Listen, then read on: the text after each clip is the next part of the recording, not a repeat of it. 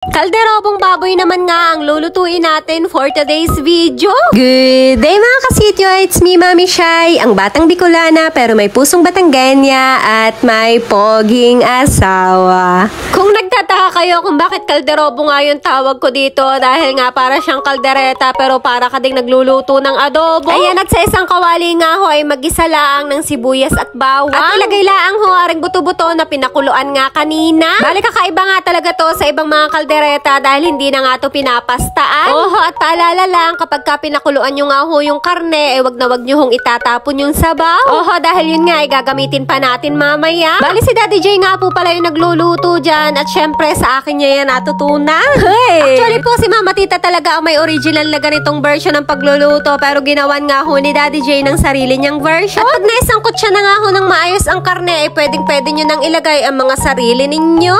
Hey! At matapos nyo naman ay ako naman ang ilalagay. Hala! At dito naman, ayan, at nilalagyan na nga ho ni Daddy J ng oyster sauce. Promise guys, masarap talaga to lalong-lalo na sa mga bata. Dahil ang lasa ho nito ay manamis-namis. Bali, hindi nga muna kami naglagay ni Daddy J ng sili dahil nga may mga bata kaming kasama. Kaya naman pagkakain na nga lang kami dun sa isang tagayan ay doon na nga lang kami maglalagay. Pero kung kayo ay wala namang kasamang mga bata, pwedeng-pwede nyo na agad lagyan ng sili. At yun na nga po, ketchup na nga yung nilalagay dyan ni Daddy J at pagkatapos naman ay hinalo na. Tapos naman noon ay inilagay na nga ho ni Daddy J yung sabaw na galing nga ho sa pinagpakulo ang karne. At dahil kulang nga yung sabaw na yon para mapalambot ang karne ay naglagay na nga rin si Daddy ng isang tagayang tubig. At ang huli ay paminta nga ang nilalagay at pagkatapos ay takpan muna hanggang sa lumambot. At habang pinapalambot nga ho yung karne, ayan, at chinek nga muna namin kung ano bang ginagawa ni Jayden sa labas. At ayan nga ho, kahit tawagin namin ay talagang busy-busy ng paglalaro at hindi kami iniintindi. Pero nang makamaya-maya ay siya na nga ang lumapit.